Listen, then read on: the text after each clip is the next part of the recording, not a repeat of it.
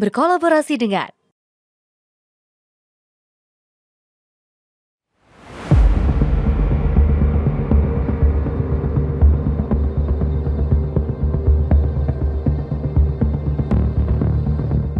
pertemuan silaturahmi dalam rangka Hari Raya Idul Fitri.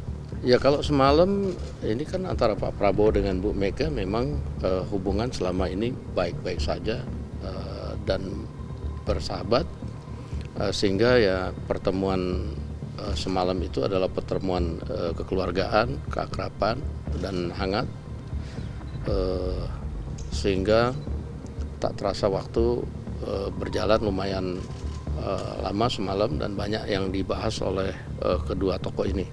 Apa aja yang dibahas antaranya gitu Bang? Bergabung pemerintahan misalnya? Saya nggak tahu persis, tetapi yang pasti membicarakan bagaimana masa depan Indonesia dan bagaimana kebersamaan untuk membangun Indonesia ke depan. Pertemuan silaturahmi itu kan nggak ada masalah, mau di tempatnya Bu Mega, mau di mana, kan itu pertemuan sahabat boleh saja, nggak ada masalahnya bahwa Pak Prabowo kemudian datang ke Tengku Umar. Bang, ada pembicaraan peluang untuk Oh itu pembicaraan lebih banyak empat mata sih. Bang, ada pembicaraan mengenai peluang PDIP bergabung? Saya nggak tahu karena itu pertemuannya lebih banyak empat mata. Berarti ini menyatukan visi dan misi antara Pak Prabowo dan Bu Mega, Bang Dasko?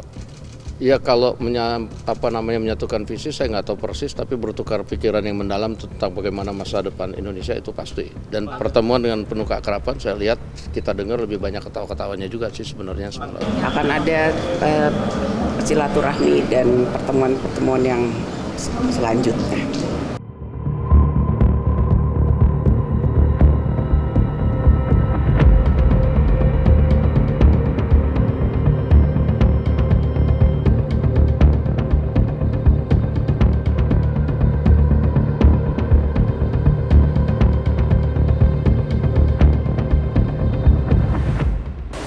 Terkait Ibu Mega sama Pak Prabowo yang informasinya sudah ketemu kemarin, tanggapannya seperti apa? Ya tadi kan saya sampaikan bahwa silaturahmi masih dalam suasana Lebaran itu antar tokoh, antar pemimpin, antar tokoh bangsa itu sangat baik.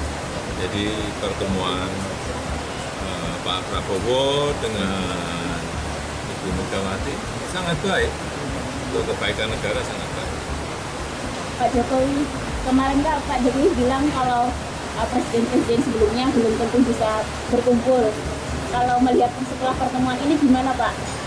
Ya kalau bisa berkumpul itu akan jauh lebih baik dibanding kalau tidak berkumpul.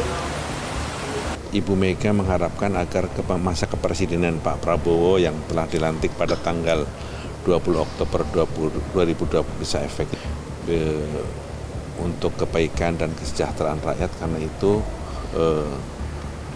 jika dianggap perlu silahkan menggunakan PDI sebagai instrumen yang juga bisa digunakan untuk memperkuat pemerintahan tetapi tidak dalam posisi dalam koalisi.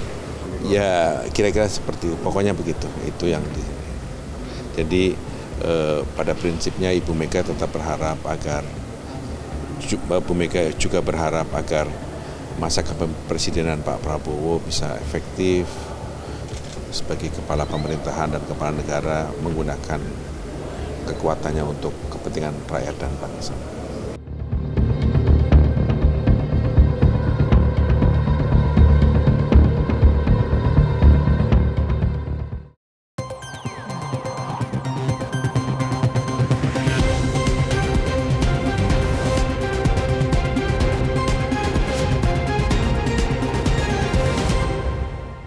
Assalamualaikum warahmatullahi wabarakatuh pemirsa, kembali bertemu dalam program Sorotan Utama. Pemirsa, dinamika politik kembali terjadi. Pertemuan antara Presiden kelima Republik Indonesia Megawati Soekarno Putri dengan Presiden Prabowo Subianto akhirnya terjadi setelah lama sudah direncanakan oleh seluruh para elit politik yang ada di Indonesia. Akhirnya pertemuan itu terjadi di kediaman Megawati Soekarno Putri di Jalan Tengku Umar. Lantas sebenarnya mengapa harus Presiden Prabowo Subianto yang jemput bola ke Tengku Umar untuk bertemu dengan Ibu Megawati? Dan selebihnya bagaimana relasi antar mantan presiden, yakni ada Susilo Bambang Yudhoyono, kemudian Jokowi, Megawati, dan tentunya Presiden Prabowo Subianto. isu terkait matahari kembar juga menjadi sorotan akhir-akhir ini. Setelah pertemuan Presiden Prabowo Subianto dengan Megawati Soekarno Putri sebagai Ketua Umum PDI Perjuangan, banyak sejumlah isu muncul, salah satunya adalah matahari kembar. Lantas sebenarnya bagaimana porsi kekuasaan antar mantan presiden ini? Dan untuk membahasnya kita sudah terhubung dengan Direktur Skala Survei Indonesia, Bang Abdul Hakim MS. Bang Aap, selamat malam, apa kabar? Selamat malam Mas Andi. Alhamdulillah dalam kondisi sehat. Alhamdulillah. Bang Aap, melihat dinamika yang terjadi Bang Aap setelah pertemuan Presiden Prabowo Subianto dengan Ketua Umum PDI Perjuangan Megawati Soekarno Putri, kemudian muncul isu terkait matahari kembar. Sebenarnya relasi antar mantan presiden ini seperti apa Bang Aap? Karena ada hubungannya dengan relasi Presiden Prabowo dengan Jokowi runtuh karena sudah bertemu dengan Megawati. Kemudian di sisi lain juga ada sosok SBY yang relasinya juga, kalau berdasarkan pengamatan kami di media sosial, ini selalu disinyalir memiliki hubungan yang tidak baik dengan Ibu Megawati. Sebenarnya relasinya saat ini bagaimana sih Bang? Ya Mas Andi, saya melihat relasi yang terjadi di antara presiden-presiden Republik Indonesia yang saat ini masih membersamai kita, karena kita tahu Indonesia di antara 8 presiden, 4 diantaranya sudah wafat dan 4 yang lain saat ini masih bersama kita untuk terus bisa mengolah negara dan bangsa ini ke depan. Nah, saya melihat Mas Andi ya, kalau mencermati relasi di antara presiden-presiden yang saat ini masih gesang dan membersamai kita, agak cukup unik posisinya pasca 2024. Apalagi kalau kemudian kita kerucutkan relasi yang saat ini sedang menjadi teropong publik, yang sedang menyedot dan membetot perhatian masyarakat, itu relasi di antara 3 presiden yang ada. Pertama, Prabowo Subianto sebagai senter saat ini yang secara definitif formal struktural sebagai Presiden Republik Indonesia, dan 2 mantan presiden yang saat ini juga sedang menjadi sorotan yang kerap kali secara terselubung ditengarai memiliki ketegangan yang cukup serius, yaitu antara Presiden Joko Widodo dan Presiden Megawati Soekarno Putri. Di sisi orbit yang lain ada Susilo Bambang Yudhoyono. Nah, pasca untuk 3 presiden yang saya sebut tadi selain SBY setelah pemilu 2024, posisinya agak cukup unik Mas Andi. Kita tahu saat ini ya, di antara 3 presiden ini punya keterkaitan sejarah yang cukup kuat dan juga saling membutuhkan di antara satu sama yang lain ketika mereka sampai tampil di tampuk kekuasaan. Coba kita soroti Jokowi. Presiden Jokowi ini 2 periode. Kemudian berperan mulai membangun karir politik dari bawah. Sejak dari wali kota Solo, pergi ke DKI Jakarta, kemudian jadi presiden. Waktu itu Jokowi ini berpatron total atau menempel total kepada PDIP Yunto Bu Megawati untuk sampai ke tampuk kekuasaan tertinggi. Akan tetapi di akhir-akhir masa jabatan menjadi presiden Republik Indonesia ada sedikit ketegangan karena ternyata Pak Jokowi mampu membesar yang akhirnya membuat poros baru, kemudian ini bisa menjadi pembanding kekuatan PDIP. Dan pada akhirnya Jokowi akhirnya memilih rute untuk kemudian berbeda arah dengan PDIP dalam dukungan calon presiden. Waktu itu Pak Jokowi mendukung Pak Prabowo Subianto dan Bu Megawati mendukung Ganjar. Di akhir masa jabatannya, akhirnya posisi ini membuat Jokowi disematkan oleh PDIP sebagai pengkhianat. Itu di sektor Jokowi. Coba kita lihat di sektor Bu Megawati. Bu Megawati ini adalah sosok patron dari Pak Jokowi gitu. Bahwa PDIP dan Bu Mega itu merasa punya jasa besar untuk membuat Pak Jokowi menjadi sosok yang seperti sekarang, menjadi poros baru dalam pentas kekuatan politik nasional, menjadi presiden selama 2 periode. Itu semua PDIP berpikir kontributor terbesarnya adalah Megawati Soekarno Putri. Akan tetapi di akhir-akhir ketika Bu Mega menyorong nama Ganjar Pranowo, saat itu yang Presiden Jokowi masih secara definitif sebagai kader PDIP, berbeda arah. Akhirnya menimbulkan predikat pengkhianat terhadap Jokowi. Di sisi yang lain, ada satu presiden yang kemudian memiliki relasi yang cukup kuat di antara dua presiden yang sebut di awal, Jokowi dan Megawati. Siapa? Prabowo Subianto. Hubungan Prabowo Subianto makin unik lagi. Prabowo Subianto ini dulu juga menjadi patronnya Jokowi ketika mencalonkan diri untuk menjadi Gubernur DKI Jakarta bersama dengan Bu Megawati yang kemudian mengantarkan Jokowi meskipun tidak selesai langsung bisa diantar ke tampuk kekuasaan presiden. Pak Prabowo kemudian setelah Pak Jokowi berkontestasi harus menjadi rival, di mana 2 kali Presiden Prabowo Subianto ini kalah dalam kontestasi melawan Pak Jokowi. Akan tetapi di periode kedua ketika kalah, Pak Jokowi mencoba untuk meleburkan ketegangan dengan meminta tolong Pak Prabowo untuk bisa membantu di kabinet. Jadilah Menteri Pertahanan. Nah, di sisi ini yang awalnya patronnya Pak Jokowi tiba-tiba kemudian berbalik arah bahwa Pak Prabowo akhirnya kemudian menerima bantuan yang cukup besar untuk maju dalam tampuk kekuasaan yang saat ini secara definitif dipegang. Di sisi lain, Pak Prabowo dengan Bu Mega ini juga memiliki hubungan yang sangat erat. Ketika pulang kontemplasi dari Yordan, itu jasa besarnya adalah PDIP dan Bu Mega. Di sisi yang lain, di antara ketegangan ini, akhirnya Pak Prabowo yang saat ini menjadi aktor utama, 2 sosok kekuatan besar ini yang juga mantan presiden ini sedang bersitegang. Nah, dalam situasi relasi yang semacam ini, analisis yang kemudian dikeluarkan dalam kerangka pemilikan yang biner, saya melihat tidak begitu memadai, Mas Andi. Maksudnya apa? Berpikir politik biner, bahwa ketika Pak Prabowo saat ini bertemu dengan Bu Mega, itu artinya hubungan dengan Pak Jokowi merenggang. Pun sebaliknya, jika kemudian Pak Prabowo bertemu dengan Pak Jokowi, itu artinya hubungan dengan Bu Megawati renggang. Cara analisis dengan berpikir politik biner atau hitam putih atau mendikotomikan 2 hal yang sangat sederhana semacam ini dalam menjelaskan relasi yang ada, saya pikir dan saya melihat sangat tidak memadai. Kenapa? Dengan penjelasan yang tadi, relasi ini begitu kompleks. Kita melihatnya harus dalam spektrum multidimensi analisis. Kenapa? Karena jika kita hanya melihat dalam kerangka berpikir biner, maka penjelasan-penjelasan yang semacam itu tidak bisa menjelaskan realitas apa yang sebenarnya terjadi. Kenapa? Karena kalau kita simpulkan Pak Prabowo ketemu Bu Mega yang baru saja terjadi dalam momen Lebaran itu berarti hubungan dengan Pak Jokowi merenggang.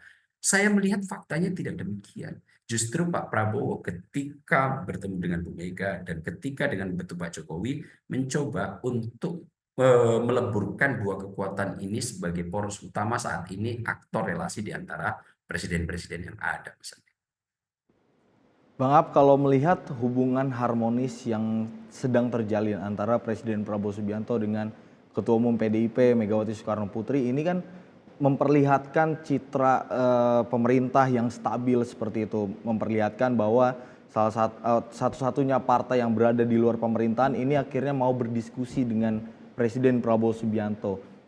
Dan kemudian muncul isu matahari kembar. Ini bermunculan di saat momen silaturahmi Lebaran seperti itu, Bang Ab. Kalau Presiden Prabowo dengan Ibu Megawati ini dalam silaturahmi Lebaran, kemudian isu matahari kembar ini muncul ketika sejumlah menteri kabinet dari Presiden Prabowo Subianto ini bersilaturahmi juga dalam momen Lebaran ke Solo seperti itu di kediaman Presiden ke-7 Joko Widodo. Kalau melihat hal seperti ini, Bang Ab, ini sebenarnya hal yang wajarkah dalam politik ketika silaturahmi ini selalu dikaitkan dengan isu matahari kembar? Sejatinya kita ini kan berasal dari budaya politik ketimuran, Mas Andi, di mana adab, kerukunan, sopan santun itu menjadi etika tertinggi dalam relasi politik yang sedang terjalin. Akan tetapi kalau kemudian kita melihat secara fakta adanya dugaan matahari kembar dalam kekuasaan yang sekarang sedang terjadi di Indonesia pasca Pilpres 2024 dan setelah Pak Prabowo dilantik menjadi presiden, saya melihat kecenderungan itu memang ada. Kenapa? Coba kita urai ya. Kalau kita lihat kecenderungan matahari kembar itu ada dalam konteks pemilihan pasca Pilpres 2024, banyak yang mensinyalir bahwa Pak Prabowo ketika membentuk kabinet yang komposisinya agak begitu besar ini, itu banyak diisi-isi oleh yang mereka menengarai sebagai Jokowi Man. Nah, Jokowi Man ini yang kemudian banyak didiskursuskan, ternyata kemarin ketika momen Lebaran, Menteri hadir ke Pak Prabowo dan Menteri juga hadir ke Pak Jokowi, di saat hadir ke Pak Jokowi ada narasi yang kemudian membuat spekulasi ini makin terang. Apa itu? Bahwa ada dua menteri yang kemudian menyebut bahwa dirinya hadir ke Solo untuk menemui Pak Jokowi dalam rangka silaturahim mantan bosnya, dan kemudian ditutup memang bos saya sampai sekarang. Kemudian juga ada yang langsung secara terang-terangan ini adalah bos saya. Dalam konteks itu spekulasi ada matahari kembar itu akhirnya spekulasinya makin diterangkan oleh fakta politik yang ada. Nah, persoalannya Mas Andi, apakah matahari kembar ini kemudian selalu buruk? Apakah matahari kembar ini kemudian nanti akan menjadi variabel tantangan yang akan bisa membuat Pak Prabowo akhirnya tidak leluasa dalam mengelola pemerintahan? Nah, sebetulnya ini yang saya lihat menjadi pertanyaan penting. Sejatinya nanti kita lihat dan kita analisis bagaimana Prabowo mengelola dalam konteks adanya dua matahari kembar yang sekarang ini terjadi. Ya Bang Ab, menarik soal peran Presiden Prabowo Subianto di antara matahari kembar. Karena kalau kita melihat dalam relasinya saat ini Bang Ab ya, Presiden Prabowo Subianto menjadi pusat mataharinya seperti itu. Nah, nanti kita akan membahas lebih lanjut bagaimana peran Presiden Prabowo Subianto di antara relasi para mantan presiden. Tapi kita harus jeda terlebih dahulu Bang Ab. Pemirsa jangan kemana-mana, tetap di Sorotan Utama Sinpo TV.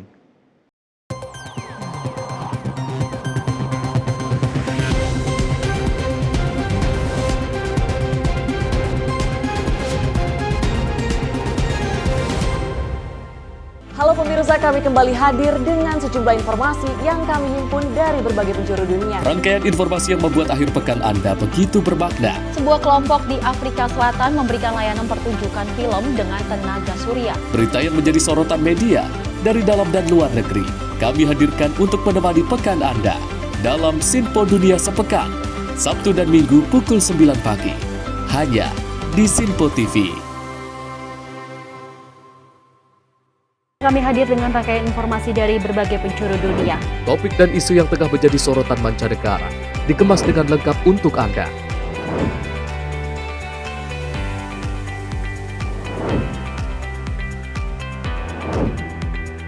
Peristiwa penting yang terjadi dari berbagai belahan dunia ini hadir dalam Sinpo Dunia setiap Senin hingga Jumat pukul 7:30 malam hanya di Sinpo TV.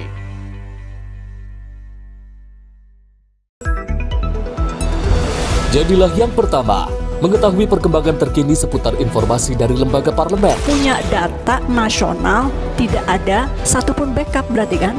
Tiba-tiba ada putusan yang nggak masuk akal dan seperti ini gitu. Kita ambilkan rekomendasi kepada KPK, periksa! Kami hadirkan informasi paling akurat untuk mengawal setiap informasi dalam rapat komisi dan paripurna. Tentunya bersama saya Andi Rezaldi yang telah kami rangkum dalam program Sinpo Parlemen. Saya Arif Rifani. Saksikan Sinpo Parlemen setiap Sabtu pukul 6 pagi hanya di Sinpo TV.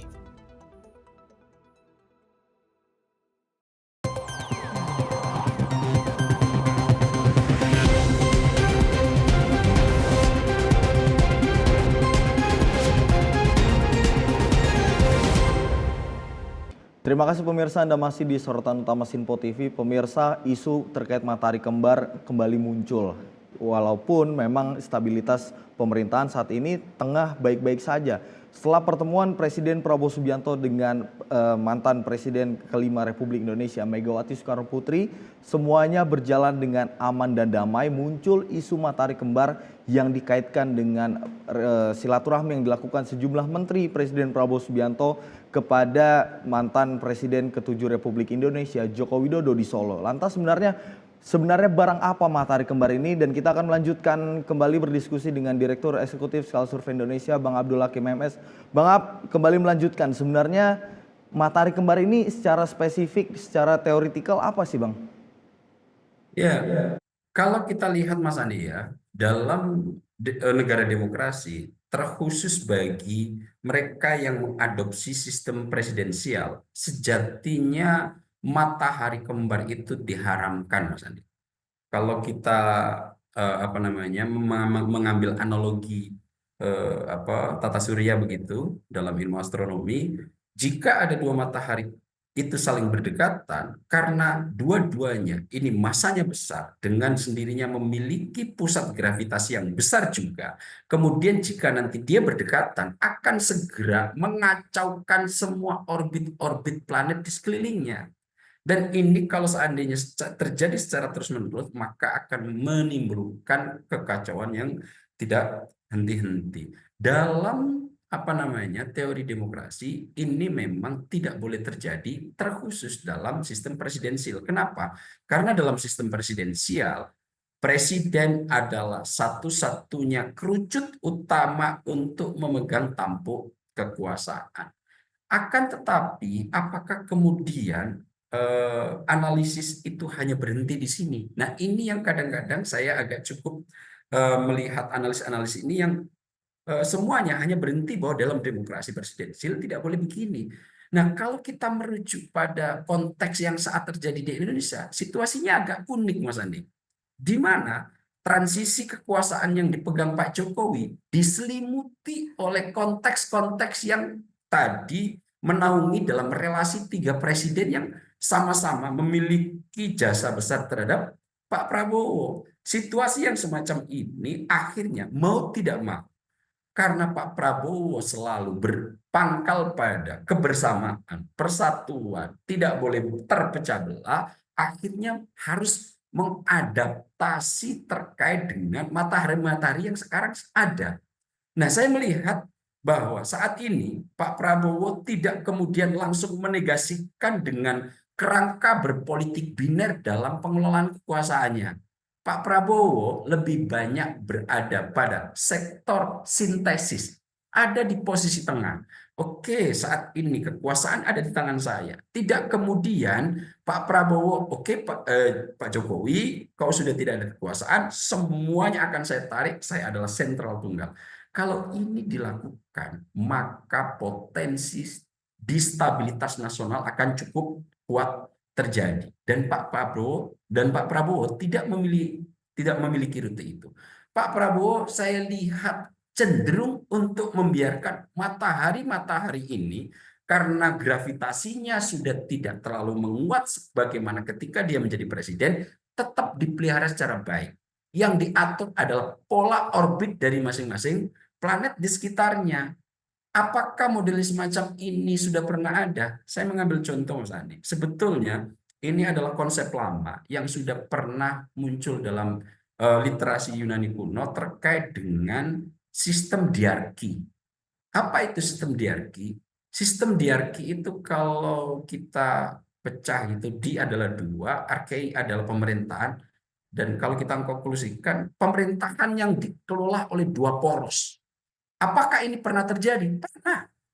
Saya ambil contoh ketika waktu itu Sparta dalam literasi Yunani kuno pernah dipimpin oleh dua raja sekaligus. Satu raja, saya lupa untuk nama rajanya.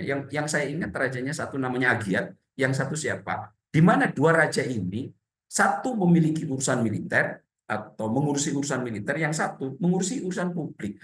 Dan waktu itu dilakukan biar tidak ada tirani yang terjadi di Sparta. Apakah itu berjalan? Dalam konteks negara di Asia, ada India. Ketika India itu masih dijajah oleh pemerintah Inggris, India pernah menerapkan sistem diarki.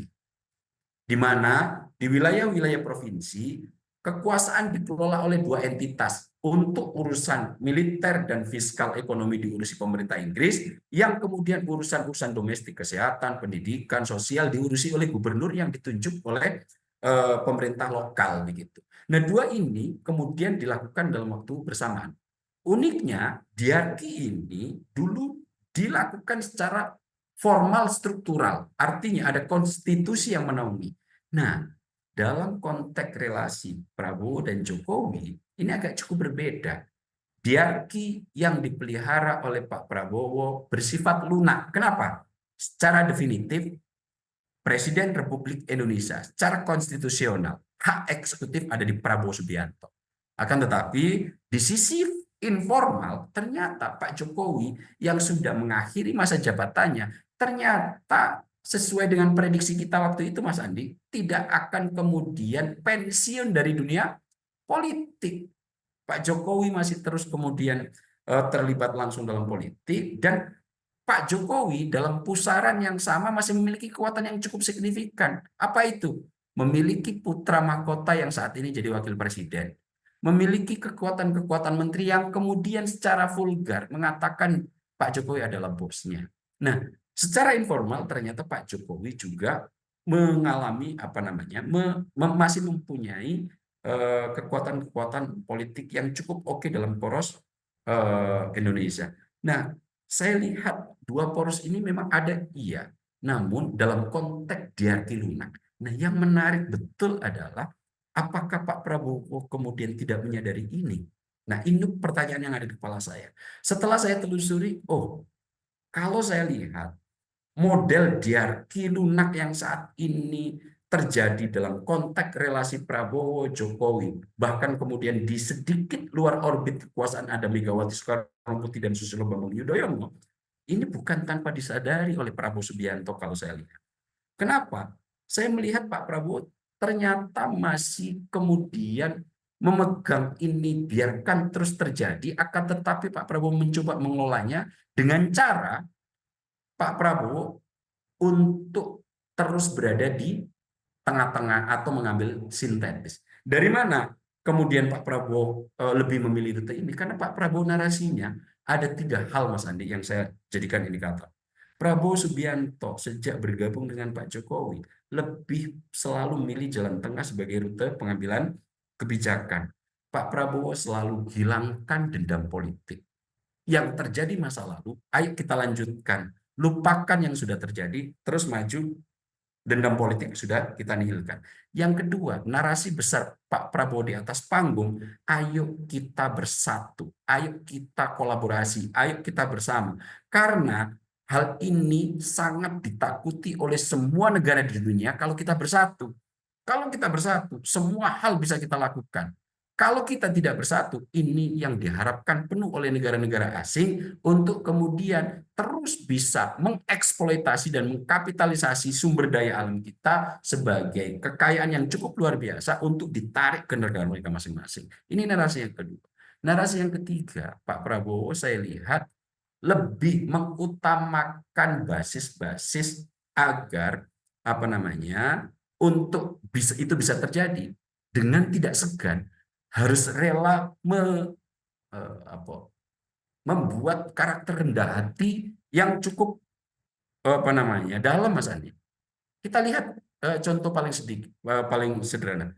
Prabowo Subianto itu siapa? Presiden Republik Indonesia. Semestinya yang akan harus bertandang siapa? Adalah mereka-mereka yang saat ini ada di luar pusaran kekuasaan. Akan tetapi Pak Prabowo tidak memilih rute itu. Relasi terhadap Jokowi, Pak Prabowo tidak sungkan untuk langsung hadir ke Solo.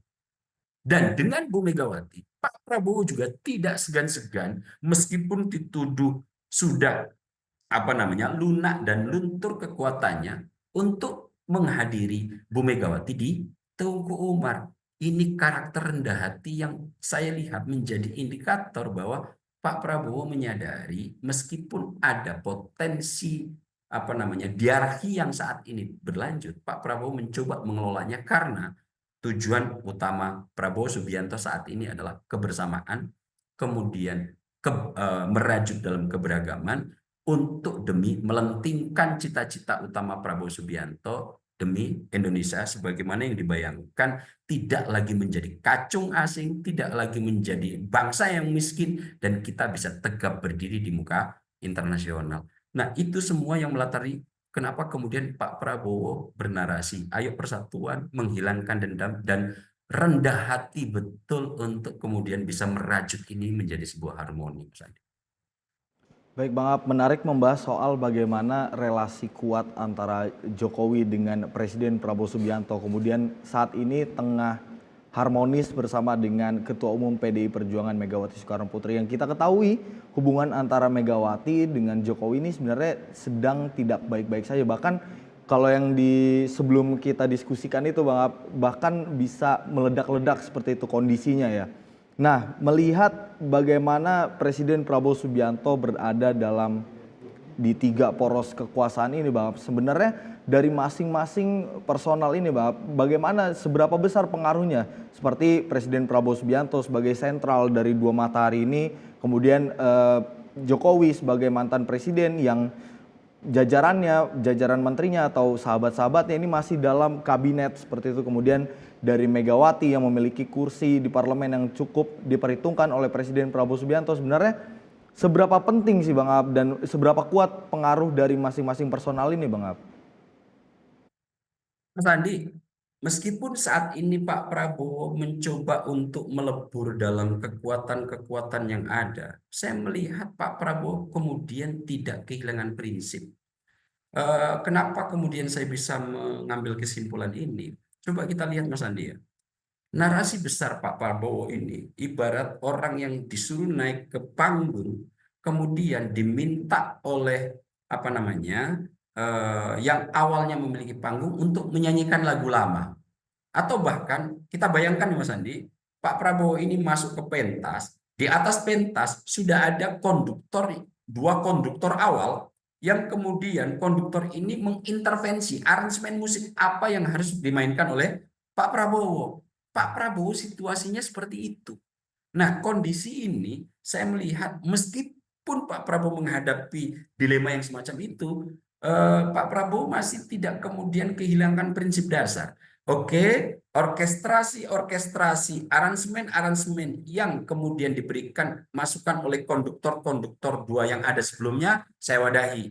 Dalam konteks Pak Jokowi, keberlanjutan diwadahi oleh Pak Prabowo. Di mana IKN juga masih dilanjutkan oleh Pak Prabowo. Infrastruktur beberapa juga masih dilanjutkan oleh Pak Prabowo. Kemudian konduktor misalnya dalam sisi Bu Megawati misalnya, pemikiran nasionalis di mana Bu Mega masih menjadi sosok utama poros pemikir ideologis dalam negeri, ini juga terus diwacanakan dalam konteks ekonomi, kesejahteraan, koperasi, dan lain-lainnya. Akan tetapi apakah kemudian Prabowo Subianto kehilangan prinsip? Saya melihat tidak. Pak Prabowo ketika kampanye 2 hal utama gelorakan cukup luar biasa. Satu apa? Makanan bergizi gratis. Apakah kemudian ini kehilangan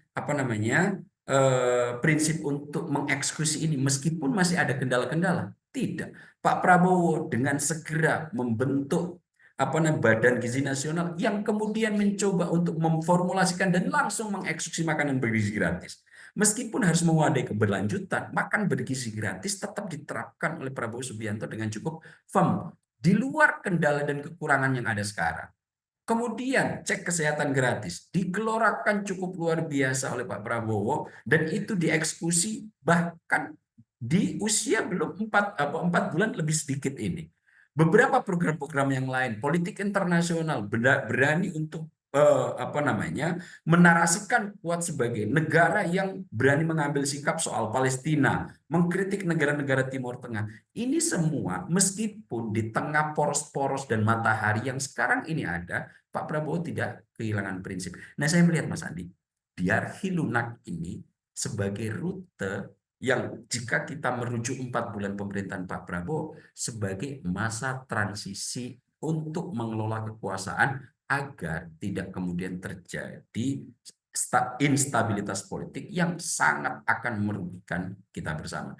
Nah, persoalannya narasi-narasi ini kadang-kadang dipotong oleh mereka yang tidak mengharapkan upaya persatuan, kebersamaan, dan juga apa namanya, jalan utama yang ditempuh Pak Prabowo kolaborasi ini terjadi. Kenapa? Bagi pihak-pihak tertentu ini sangat berbahaya. Yang ini sudah diungkap berulang-ulang oleh Pak Prabowo bahwa kalau kita bersatu ini menjadi alarm bahaya bagi mereka-mereka yang saat ini mengeruk dan mengeksploitasi kekayaan kita dengan cukup leluasa. Ini menjadi ancaman serius. Nah, mereka inilah yang kadang-kadang selalu menjadikan paradigma biner, pemikiran biner, hitam putih, kalau tidak hitamnya putih yang selalu dinarasikan ke publik, yang itu berharap ini semua rajutan yang dikelola oleh Prabowo Subianto ini menjadi pecah.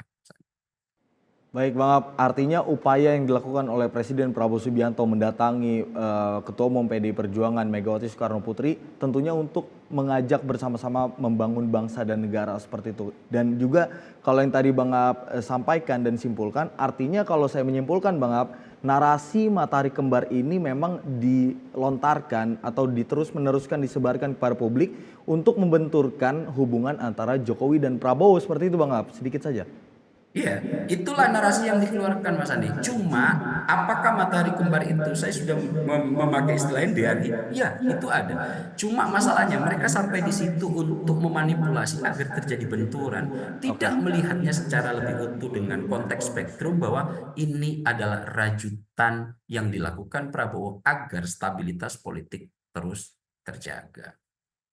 Nanti kita akan lanjutkan lagi terkait bagaimana dinamika relasi antar presiden ini, dan yang menarik adalah yang dari tadi belum kita bahas, bagaimana pertemuan antara Presiden Prabowo Subianto dengan Megawati Soekarno Putri ini ujungnya seperti apa Bang Ab. Nanti kita akan tunggu analisis dari Bang Ab. Pemirsa jangan kemana-mana, tetap di Sorotan Utama Sinpo TV.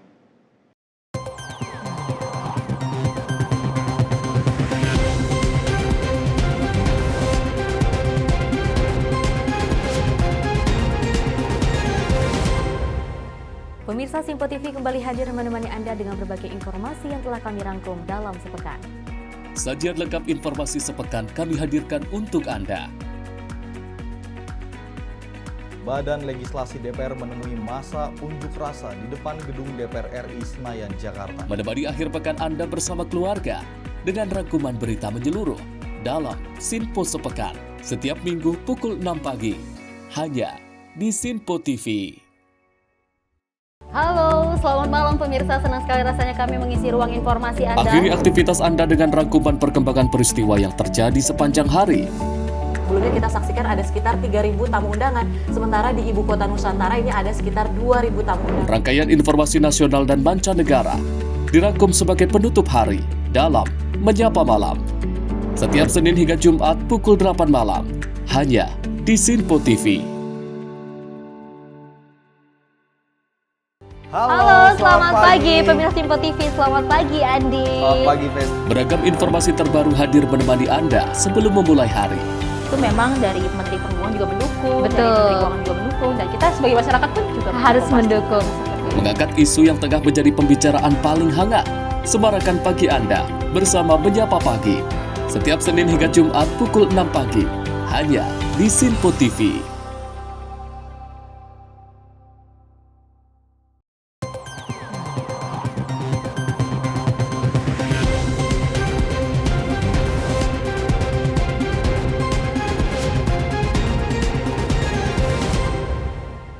Terima kasih pemirsa, Anda masih di Sorotan Utama Sinpo TV, masih membahas seputar bagaimana relasi antar mantan presiden, khususnya pasca pertemuan Presiden Prabowo Subianto dengan Ketua Umum PDI Perjuangan Megawati Soekarno Putri di kediaman Megawati di Jalan Tengku Umar. Masih bersama Direktur Eksekutif Skala Survei Indonesia Bang Abdul Hakim MS. Bang Ab kembali melanjutkan.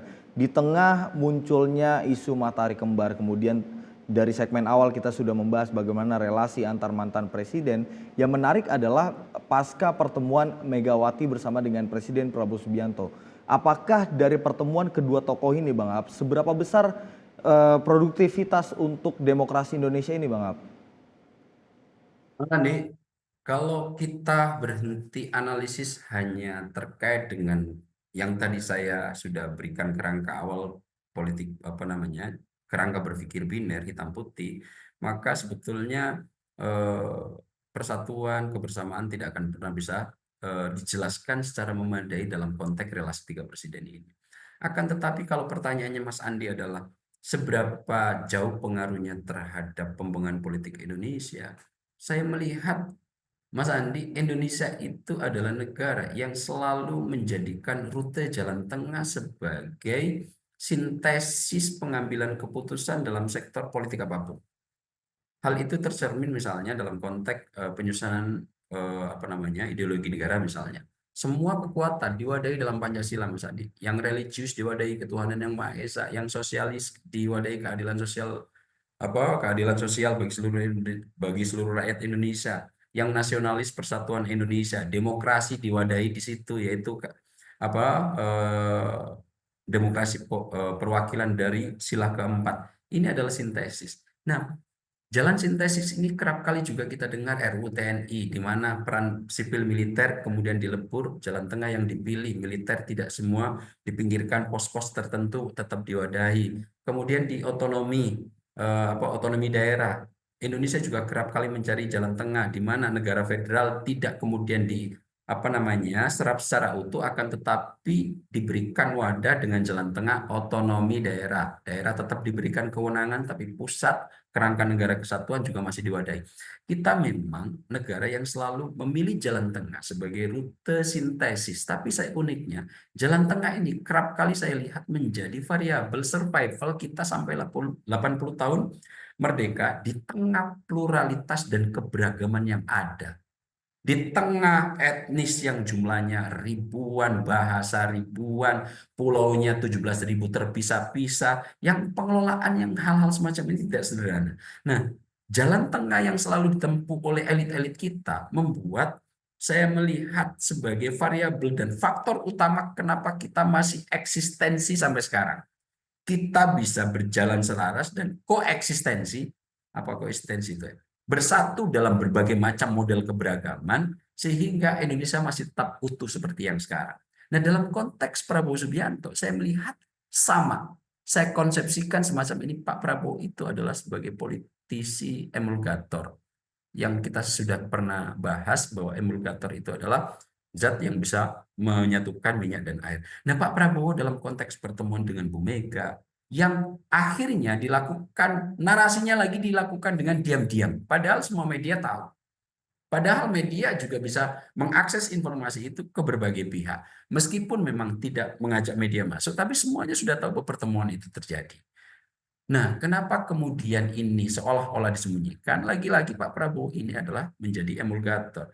Mencoba merajut di antara dua entitas, di mana entitas ini harus selalu dijaga, meskipun nanti masih terus ketegangan di belakang yang terjadi, akan tetapi secara lebih sederhana di depan publik tidak mengganggu semua program yang coba diupayakan Prabowo Subianto dalam 5 tahun ke depan.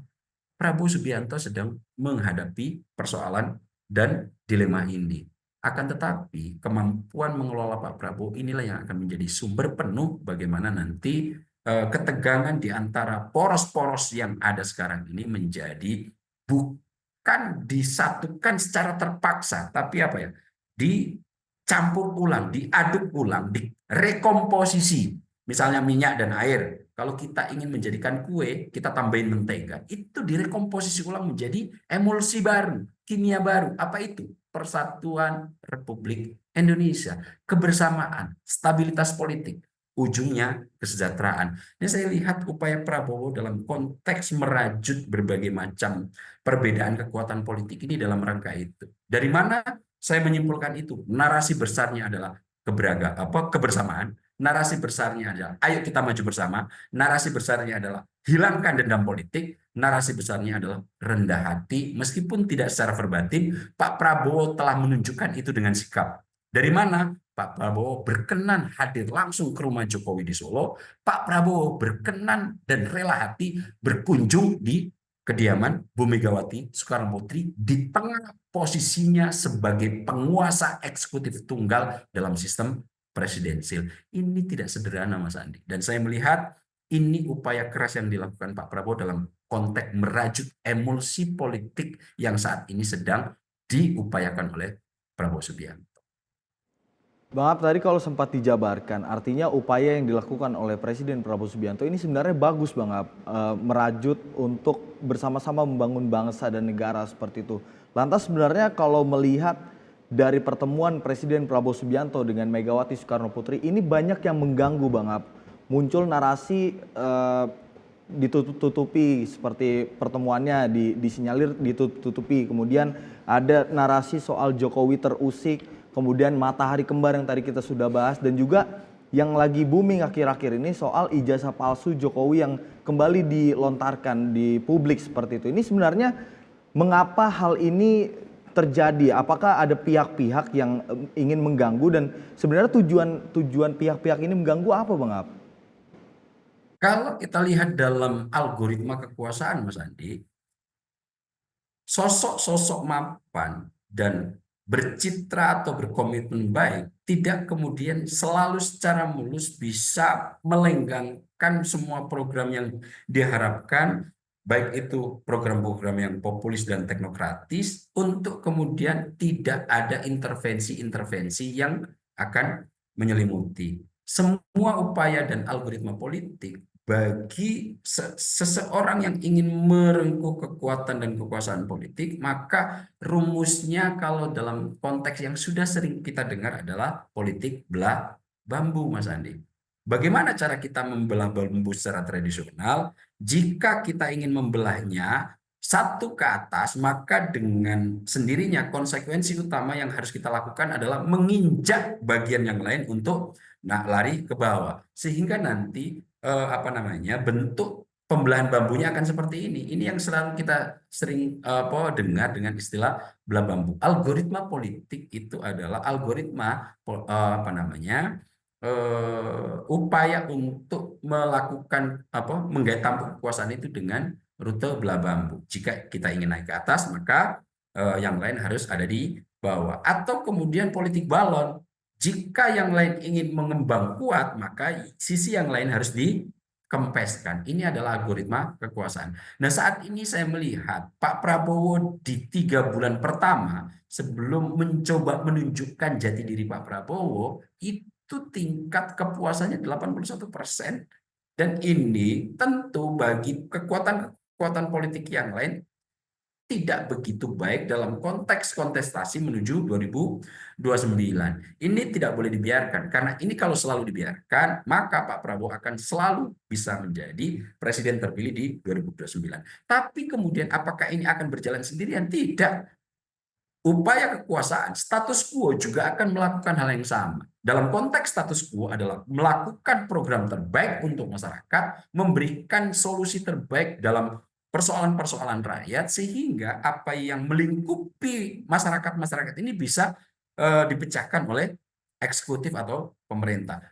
Perang yang semacam ini tidak akan berhenti dalam algoritma politik. Akan tetapi yang agak saya sayangkan, Mas Andi, bahwa kadang-kadang untuk mereduksi Prabowo Subianto ini ada cara-cara yang dilakukan dengan dengan upaya yang tidak begitu elegan gitu. Lebih mengarah pada manipulatif itu, hipokrit lah kalau saya tidak boleh mengambil istilah manipulatif itu, di mana kadang-kadang narasi-narasi yang dilamparkan ke publik dipotong sampai seperti isu matahari kembar, bahwa matahari kembar itu tidak boleh. Padahal untuk mengukur kompleksitas, menganalisis relasi rumit di antara presiden-presiden tidak boleh berhenti di situ. Kenapa? Karena lagi-lagi untuk menganalisis perpolitikan nasional, kita tidak boleh memakai paradigma biner, hitam putih, tidak. Politik kompleksitas dan kerumitannya jauh melebihi itu. Penjelasan biner hanya akan memberikan simplifikasi sederhana, akan tetapi tidak bisa mengurai realita dengan sempurna. Jadi yang kayak begini-begini ini yang sebetulnya saya agak cukup melihat ada baiknya mereka-mereka yang berupaya ini membuat narasi yang lebih elegan, sehingga kesan manipulatif atau hipokrit ini bisa dihindari. Bang Ab, mencermati yang terjadi pertemuan antara Presiden Prabowo Subianto dengan Ketua Umum PDI Perjuangan Megawati Soekarno Putri, ini kan sebenarnya sudah lama diwacanakan Berbagai dinamika terjadi dalam perencanaan tersebut dan selalu gagal seperti itu, dan akhirnya kemarin bertemu di Tengku Umar. Walaupun dalam pertemuan itu tidak ada nasi goreng seperti yang sudah kita prediksikan, pertemuan selanjutnya akan ada politik nasi goreng lagi, tapi kemarin itu cuma hanya segelas teh atau mungkin air putih saja. Nah, kalau mencermati pertemuan yang cukup begitu sulit terjadi antara Prabowo Subianto dan Megawati Soekarno Putri, sebenarnya background di belakangnya seperti apa sih Bang? Kalau analisis Bang, mengapa pertemuan ini bisa terjadi dan tokoh-tokoh siapa saja yang berpengaruh hingga akhirnya pertemuan kedua tokoh ini terjadi? Ya, lagi-lagi Mas Andi ya, pertemuan kemarin setelah diwacanakan dengan begitu panjang, kenapa begitu sulit untuk terjadi? Lagi-lagi background utama adalah relasi yang terjadi di antara tiga presiden di luar Susilo Bambang Yudhoyono, di mana posisi Bu Megawati saat ini yang bersitegang dengan Joko Widodo, kemudian Pak Prabowo yang menjadi tokoh sentral di tengahnya, yang bagaimana caranya agar Pak Prabowo tetap bisa merajut kedua tokoh ini demi emulsi politik kepentingan bangsa secara keseluruhan, ini juga menjadi perkara dan tantangan tersendiri bagi Pak Prabowo. Akan tetapi, di luar dilema yang sedang dihadapi oleh Prabowo Subianto, ternyata Pak Prabowo masih cukup bisa meleburkan diri meskipun dengan narasi pertentangan dari pihak-pihak tertentu sebagai tertutup, ini masih bisa dilakukan oleh Pak Prabowo. Dan saya melihat Pak Prabowo ini agak cukup unik Mas Andi ya. Dia memiliki narasi besar untuk persatuan dalam konteks emulsi politik, di mana emulsi politik ini menuntut untuk adanya sosok-sosok yang mampu menyambungkan dan menjembatani komunikasi dengan semua kekuatan politik yang ada, dan ini sangat diperlukan Pak Prabowo Subianto. Beruntung betul Prabowo Subianto memiliki sosok yang bekerja senyap, merupakan politisi yang tidak begitu retoris, akan tetapi sangat handal dan cekatan, bekerja di balik layar. Siapa dia? Profesor Sufmi Dasko Ahmad. Saya melihat ini semua orkestrasi oleh di pihak Pak Prabowo adalah Sufmi Dasko Ahmad, kemudian di pihak Bu Megawati adalah Menko Polhukam saat ini siapa? Pak Budi Gunawan begitu. Dua sosok ini memang selama beberapa tahun terakhir ini menjadi tokoh yang mampu merajut kekuatan-kekuatan politik yang ada. Sufmi Dasko Ahmad cukup luas dalam merangkul kekuatan-kekuatan yang politik yang ada, kemudian bisa menjembatani antar kekuatan ini untuk bisa berkomunikasi, dan bahkan untuk sekelas Bu Megawati yang kadang-kadang kalau dia sudah menutup diri untuk bisa bertemu dengan siapapun, ini masih bisa ditembus oleh beliau gitu. Siapa? Sufmi Dasko Ahmad. Nah, peran terbesar dari sosok di belakang layar, politisi yang tidak begitu retoris akan tetapi cekatan, beruntung betul Prabowo Subianto yang ingin menarasikan kebersamaan di backup oleh sosok politisi pekerja senyap yang kemudian bisa merajut dan menerjemahkan keinginan Pak Prabowo dalam sosok Sufmi Dasko Ahmad. Dan kemarin tokoh sentral yang bisa menjembatani bertemunya Prabowo Subianto dan Megawati Soekarno Putri pun Prabowo Subianto dengan Jokowi, banyak kalangan dan saya mendapatkan informasi ini adalah peran kuat dari Profesor Sufmi Dasko Ahmad. Nah, ini saya melihat duet antara Prabowo dan Sufmi Dasko Ahmad ini saya lihat saling melengkapi Mas Andi. Jadi kalau kita lihat duet antara Prabowo Dasko dalam mengelola pemerintahan yang ada, ini selalu memilih jalan tengah, bisa sama-sama menjadi sintesis di antara kekuatan-kekuatan politik yang sedang bertarung. Mereka selalu mampu meluluh leburkan kekuatan-kekuatan politik yang selalu menegang. Nah, ini saya lihat dalam konteks simbolik ada di Prabowo Subianto dalam sisi teknikal organisasional di belakang layar diterjemahkan secara apik oleh Profesor Sufmi Dasko Ahmad. Saya melihat ini adalah dua kombinasi yang cukup oke dalam konteks merajut kebersamaan. Simbolik ada Prabowo Subianto, teknikal ada Sufmi Dasko Ahmad. Baik Bang Ab, artinya ada tokoh-tokoh tertentu di belakang layar yang mengusahakan kedua tokoh bangsa ini bertemu. Ada Sufmi Dasko Ahmad, kemudian ada juga Budi Gunawan yang dua-duanya memiliki peran yang cukup penting dalam pertemuan kedua tokoh ini. Bang Ab, terima kasih banyak sudah mau berbincang terkait bagaimana relasi antar mantan presiden, dinamika politik Indonesia saat ini, dan kita harapkan dinamika ini terus berjalan dan tentunya mengakhiri pembangunan yang sangat baik seperti itu Bang Ab. Bang Ab, terima kasih banyak, sehat selalu. Pemirsa, dinamika politik antara dinamika hubungan yang terjadi antar mantan presiden tentunya menjadi perhatian saat ini. Isu matahari kembar, kemudian isu Jokowi menyepelekan Presiden Prabowo Subianto yang saat ini menjadi presiden, ini terus dimunculkan oleh segelintir pihak untuk memecah belah persatuan. Dinamika yang terjadi antar mantan presiden memberikan kita pelajaran dalam membangun bangsa. Tentunya ada pihak-pihak yang juga tidak ingin mendukung karena ada kepentingan tertentu. Pemirsa, Presiden Prabowo Subianto, perjalanan membangun bangsa Indonesia menjadikan kita pembelajaran bahwa membangun bangsa yang begitu besar tidak semudah membalikan telapak tangan. Saya Andi Rezaldi mewakili segenap kru yang bertugas pamit undur diri. Selamat malam, sampai jumpa.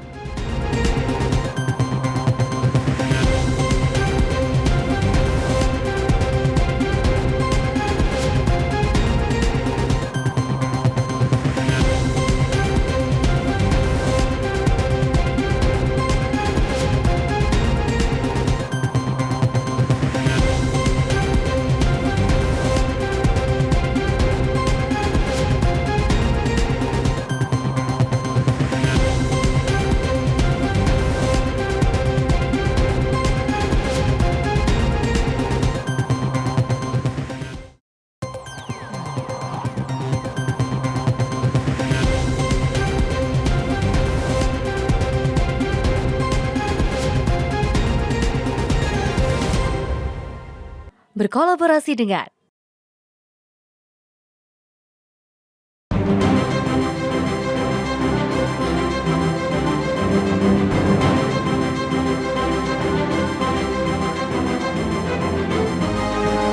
Simpo TV, News, Sport, Entertainment.